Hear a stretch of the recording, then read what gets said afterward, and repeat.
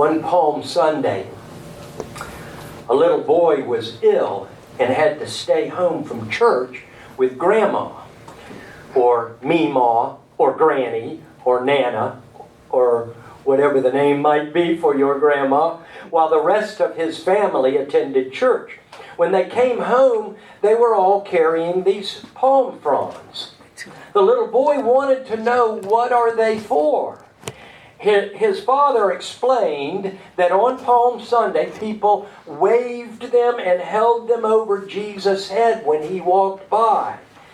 In a sad and disappointed voice, the little boy said, "Wouldn't you know it? The one Sunday I miss church, Jesus shows up." You see what happens when you miss church? You take a chance.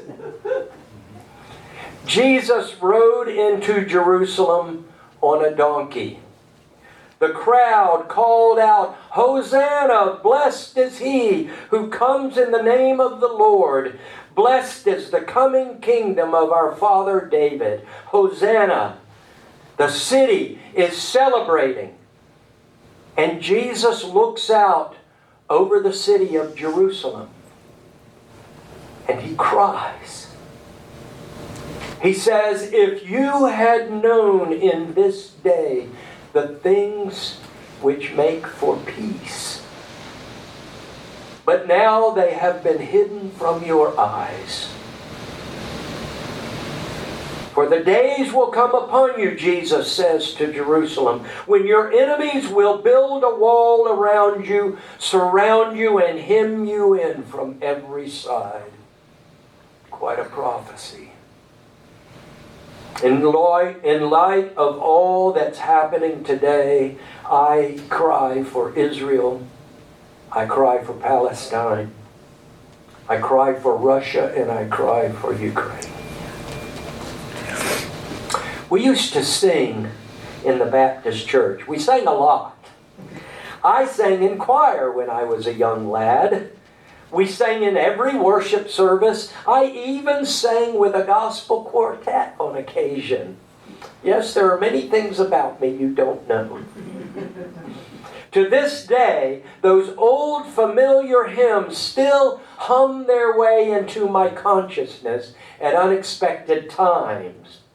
Love lifted me for the beauty of the earth, bringing in the sheaves. Some of those Christian classics get new mileage on them by our habit of retreading them with new lyrics. I remember one song in particular. It said, "I love to tell the story of unseen things above, of Jesus and his glory, of Jesus and his love." These stories, these songs are a part of me. They help define me, and without those Christian underpinnings, I would not be who I am. In fact, I would probably not be standing in this pulpit now. But telling the Christian story in UU circles seems to become more challenging every passing year. When I was a child, I spoke as a child. I thought as a child. I reasoned as a child. But as I matured, I put away those childish things. This statement from the Apostle Paul may be the only thing that many Unitarians can agree with in the Bible. With Paul, at least. Yeah. And with Paul, no doubt. Yeah. By the very nature of religious evolution, I have tucked away in corners of my life 25 years of Christian faith and 5 years of academic religious study. And yet I feel a tremendous kinship with that life experience. I, like many UUs, seem to have a love-hate relationship with Christianity.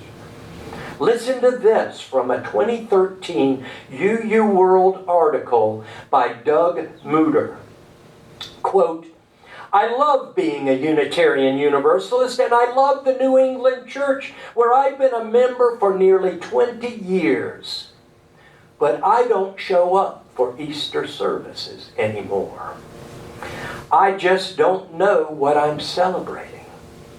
It's Easter. Jesus is risen. Unless maybe He isn't. Maybe He just lived on in the memory of His disciples in some metaphoric way that seemed especially important to them. Not that it matters, because God was never going to send us to hell anyway. Assuming there is a God and an afterlife. But the Jews just celebrated Passover and the spring flowers are blooming. Rejoice. What do I do with that? Sadly, it seems, a lot of us do with that what the author did. Surrender the story to conservatives and fundamentalists who often use it as a weapon against others. The LGBTQ community, women, liberals, immigrants, educators.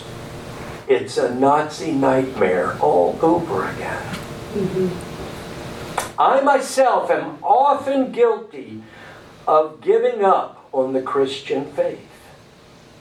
But I have too much invested in this life to give up on love. And ironically, that is the heart and soul of Jesus' life. Jennifer Peace, Associate Professor of Interfaith Studies at Andover Newton Theological School, says many UUs struggle intensely with Christianity. The tension arises from their desire, from their drive to differentiate themselves from Christians. And also from some UUs' negative or traumatic experiences growing up Christian. One of those UUs, Eric Wickstrom, said, "I remember the Easter service at which I realized that the words being spoken no longer held any real meaning for me. I broke with the tradition of my youth and declared that I was no longer a Christian. It seemed that this tradition, this man, had nothing to teach me." And Wickstrom is a UU minister. "Yet I am coming to recognize," he wrote, "just how deeply I have internalized my culture's skepticism. How completely I have taken on the modern worldview. How hard must it be for others in my congregation who feel this yearning, this hunger, this calling to engage life at its deepest and most profound." People today strive to find meaning in their lives with no clear sense of where to turn for help. The retired Episcopal Bishop of Newark, New Jersey, John Shelby Spong, addresses much of his written work to such people. He writes about these so-called believers in exile. "We are not able," he said, "to endure the mental lobotomy that one suspects is the fate of those who project themselves as the unquestioning religious citizens of our age. We do not want to be among those who fear that if we think about what we say about God, either our minds will close down or our faith will explode. We are not drawn to those religious answers of our generation, nor are we willing to pretend that these ancient words still have power and meaning for us if they do not. We wonder if it is still possible to be a believer and a citizen of our century at the same time." Reverend Wickstrom says, many of us answer this question with a resounding no. We turn for sustenance to Sufi poetry, Buddhist sutras, Wiccan chants, or the mysteries of chaos theory, rather than to the Bible, as if Christianity were uniquely irredeemable. We listen to the teachings of Tibetan lamas, Hindu avatars, and Mexican shamans, yet hesitate to open ourselves to the wisdom of the Hebrew prophets or the Christian Gospels. He said when it comes to Christianity, many of us have not only thrown out the baby with the bathwater, but have also tossed out the tub, shut off the lights, and walked out of the house, locking the door behind us. UU minister Parisa Parsa asked the question in her UU World article, who gets to tell Jesus' story? She reminds us that Unitarian Universalists have a proud history of heretical teachings about the nature of Jesus. As religious liberals, we have welcomed the insights of science, history, and religious scholarship. As consummate skeptics, we have not allowed ourselves to cling too firmly to claims that could not be supported by reason. She doesn't say this as a criticism. She says it as an invitation. We have always been the minority report. A single story may win, she says, but the alternate stories do not fully disappear. Tremendous work has been done to uncover a multiplicity of stories surrounding Jesus, particularly with Unitarian Universalist theology, feminist interpretation, attention to cultural context, and reading from the perspective of oppressed peoples, so-called liberation theology. All have become standard academic practice, and I miss a lot of that academia. But academia, Parsa says, is much like Las Vegas. What happens there stays there. In popular culture, the notion of other legitimate interpretations of Jesus' life hasn't been a big hit lately. Parsa wrote, the question of whose story would win out has always been at the center of Christianity. The teachings of Peter and Jesus' brother James gave way to the teachings of Paul, which took dominance. The Council of Nicaea in 325 AD, some 300 years after Jesus' death, hammered out the Christian creed and condemned everything else as heresy, including our own Unitarian and Universalist interpretations.